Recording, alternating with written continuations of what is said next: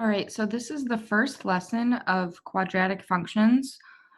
For today, our goal is going to be able to multiply out different polynomials in order to get a quadratic function and identify the three parts. So when we're talking about a quadratic function, it's going to be a function of the form ax squared plus bx plus c. A, b, and c are all just numbers. So a is the coefficient in front of the x squared term. B is the coefficient in front of your linear term, just the regular x.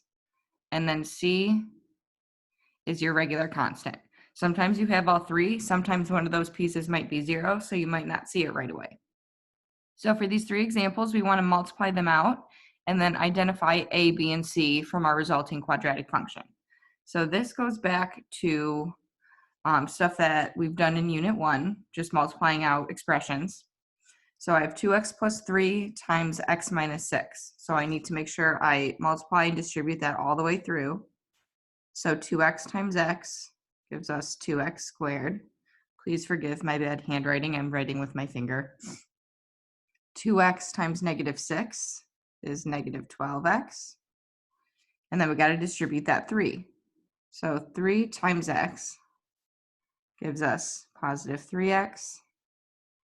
And 3 times negative 6 gives us negative 18. So once we have that all multiplied out, notice I have like terms I can combine here. The negative 12x and 3x, which is going to give me a negative 9x. So this cleans up to 2x squared minus 9x minus 18.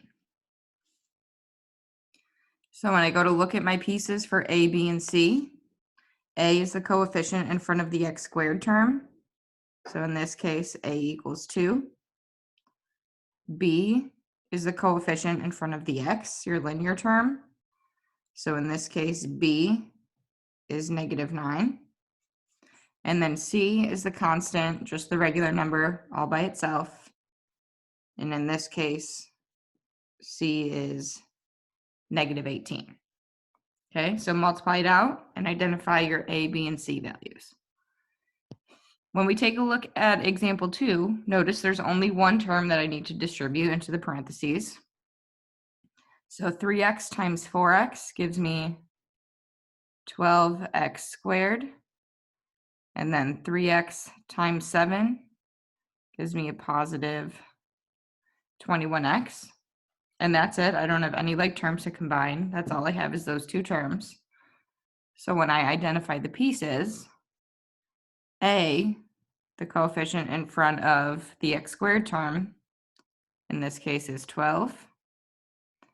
B, the coefficient in front of my regular x, in this case is 21.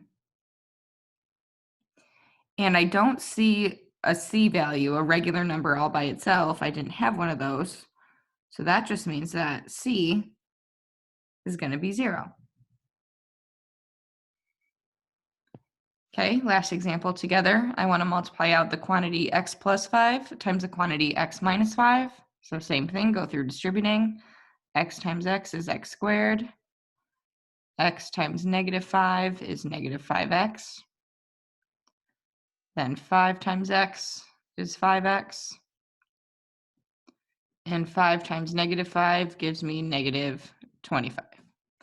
Once again, I see I have like terms I can combine. What happens, excuse me, with a negative 5x and a positive 5x? They cancel out. So I'm just left with x squared minus 25. So then when I want to evaluate a, b, and c, a is the coefficient in front of x squared. Well, there's nothing written, so remember that's assumed to be 1. B is the term in front of x. Do I have a term with just a regular x? No, they canceled out my negative 5 and positive 5. So b equals 0.